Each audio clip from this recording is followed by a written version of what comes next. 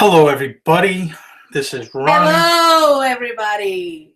Trying to talk over me, Perdón. Well, what's your feet on my desk for? Get your I'm feet off sorry. my desk. But how's everybody doing? That's Mrs. Hart right there. And yeah, we probably had possibly what might have been our score of the year last night. I will kind of get more into that later on. But sales have been a little slow on eBay and Amazon. Well, Amazon not so much. eBay's been slow. It usually slows down right around this time. It's one of those things. If you're selling on eBay and you're selling used items, your sales kind of dip a little bit. It's getting before Christmas. People are not really looking so much. I mean, our sales were still decent, but they weren't where they need to be. But with that being said, I've seen a lot of crazy posts about people saying, if you call eBay, they'll turn your switch back on, slow sales, and all this stuff. I mean, only way you're going to get more sales is either by sourcing better product, better pictures, better description, better pricing. That's the only thing that's going to help you. Nothing else. There's no magic wand, no magic eBay number to call and hit a switch like the light company. Hey, pay your power bill. But with that being said, we only sold 34 items last week on eBay for $1,856. With shipping, it was $2,072. And Amazon, we did 12 items for $508. I think I'm down to 70 items in Amazon. It's kind of, I don't really have anything left there so much. I just haven't sourced for Amazon whatsoever. I didn't get into the toy craze. I knew about a lot of it. I just didn't follow it, didn't get into it. People were giving me tips, but just did not follow it too well. But with that being said, we had 3 really good eBay sales. One was a pair of Allen Edmond Kenworth model was the name, shoes. Sold those for $140. And we paid $14 for those at a Savers. Another was a vintage Tommy Hilfiger jacket. Had Tommy Hilfiger down the arm, and it had different color sleeves and stuff, 2 or 3 different colors. Had the chest patch. Some of these really do well. We got $115 for that. Paid $7. We had a lot of watchers on that one. I think when that sold, it had 15 or 16 watchers. And then of course we had 1 or 2 people after it sold. Is that item still available? It's what were you waiting for? And the other sale was a Cabela's heavy leather jacket. We picked that up, paid about $14, and that sold for $102. A lot of other decent sales, and they've been selling a bunch. We sold 3 Dale & Norway sweaters, a Coogee sweater, all in that $80 to $90 range. Sold a bunch of jackets. And so I mean, it's been really sales they've been decent. I mean, I did average 54, 59 for the week per sale. I mean, we do have 3 returns coming back though. No. Yeah. I guess the one's that Burberry jacket that we've sold now twice and it's getting a second return.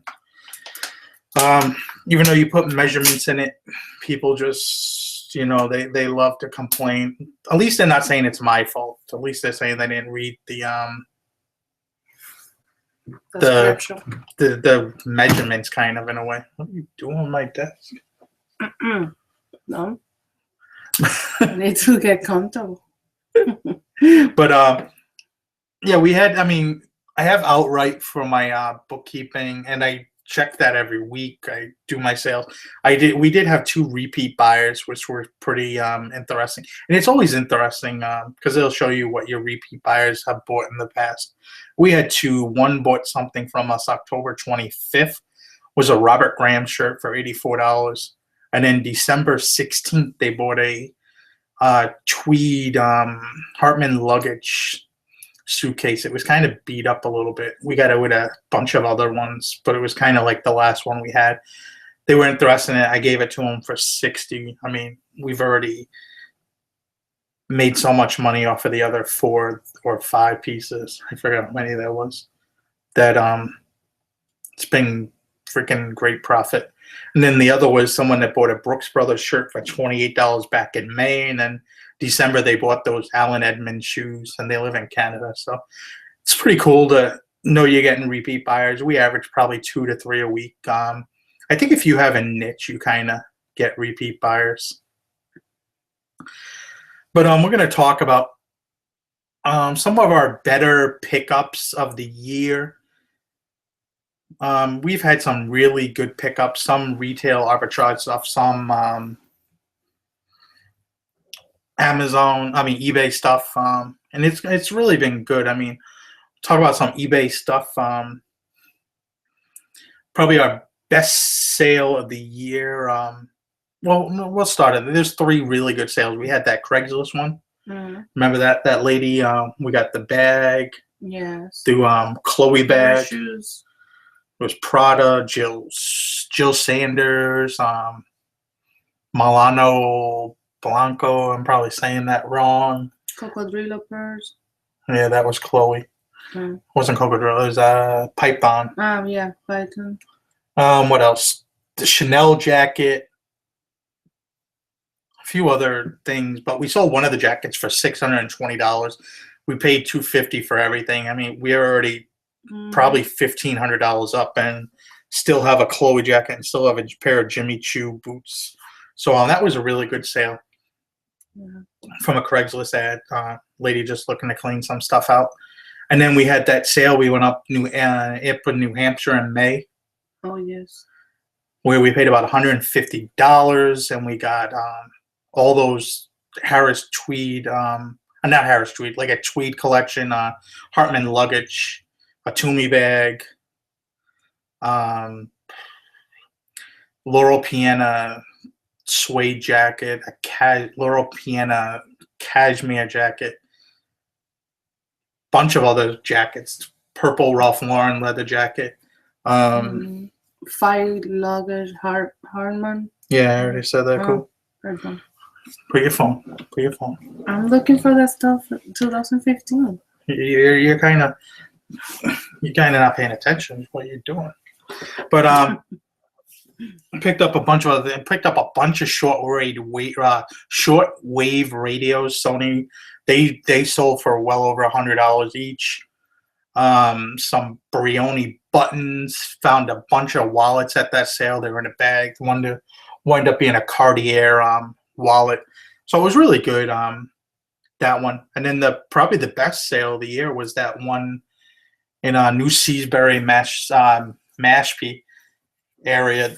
There's like an island community, and we went over there for a estate sale. We weren't really sure what there was, and it wound up having a whole bunch of designer clothing. I think we picked up like 50 or 60 pieces out of there. Paid about $450. A lot of women's Giorgio Armani stuff. Men's picked up a bunch of Missoni, I think is the name. Men's sweaters, women's dress, 3 Coogee sweaters, bunch of other things like Canali dress shirts, some Barber jackets.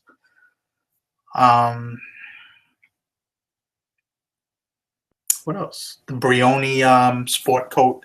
It was really good. I mean, we'll make $3,000 or $4,000 out of that stuff. Every week I'm selling 1 or 2 pieces out of there. And we got that stuff so cheap. And it was actually kind of good. It was actually kind of cool that Robert Kraft was the neighbor. So that was pretty interesting. My vintage medicine powder. Yes, my wife wants to say that her best pickup of the year, other than me, for like the 5th year in a row, 99 cents. was I a pay. vintage medicine bottle that we had actually no idea about.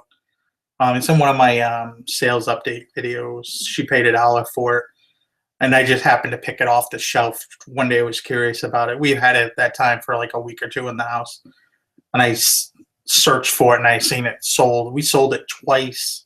Sold the first time for like $250. Second time I sold it for like $180. Had a hairline crack in the lid I did not see the first time.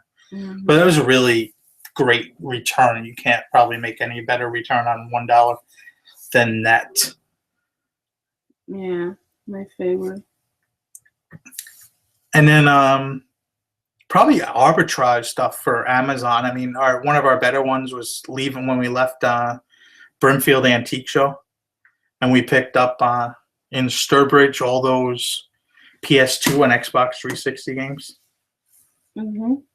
We picked up it was probably close to 80, I want to say. Paid, I think one of them was like $2 and one was $3. It was really odd. But I mean, we were getting, and they were all the same. They were all, I think, Modern Warfare or something like that, 3. I wasn't really sure how they were going to do because the new system's already out. So they were low enough to, I think it was $2 or $3 each. I bought them, and we were selling them on average for like $20. And they were selling multiples a day, just matched the lowest price person, and they were giving us the buy box. We were selling them like crazy. And then I never really got into retail arbitrage too much. Seemed like whenever we went away, we'd check out a store. So we did a lot better in the stores in the country. On the way to Maine, we picked up that whole bunch of flea and tick medicine. There was about 160 boxes. I never thought there was that many boxes in there.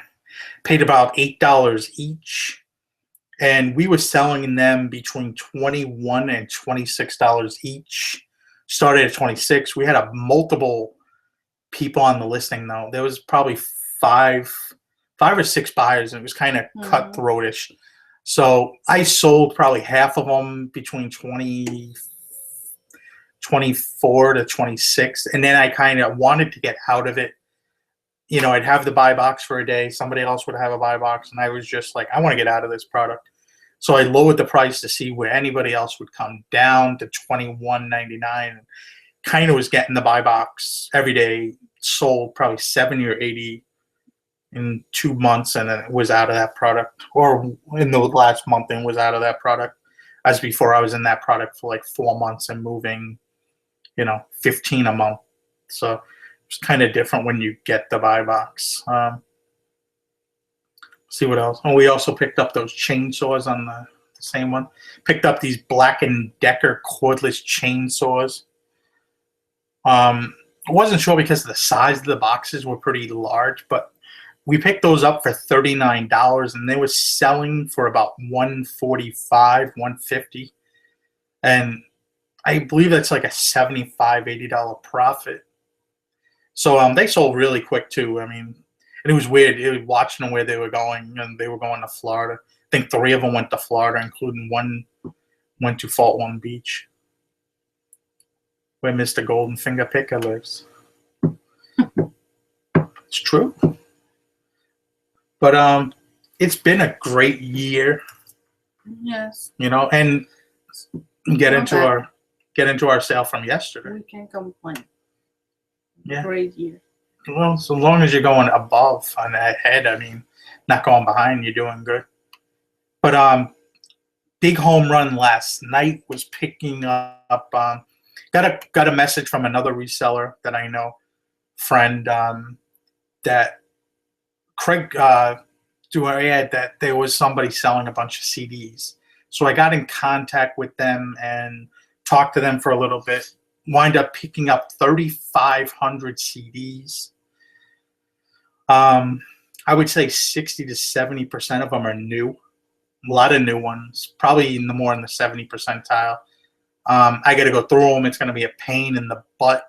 but we're into them for about 3 cents a piece. So there's plenty of money, I think, to be made. It's just going to be a time thing. And luckily I have the truck large enough to fit all those, because that's a lot of space. A lot. It took a while to unload the truck. I mean, it was pretty simple to load the truck. It always seems like it takes longer to unload something than it does to load it up. Now I just got to go through it. But I'll keep you guys posted on that, and we'll see how that's going. We'll be getting ready to go away very soon here, back home to New York for a few days. And then we going anywhere for New Year's? Maybe. We're going to Maine. Maine. Going to Maine for a few days, I guess. New Year's with family. So we'll see how that goes. I'm really kind of not doing any work the rest of the month. Just taking it easy. I'll start messing around with these CDs to see what we got, just because I'm curious. And, you know. But with that being said, see you guys next week. Merry Christmas, everybody. Yes. Merry Christmas, everybody. And see you later. Have a good week. Bye-bye.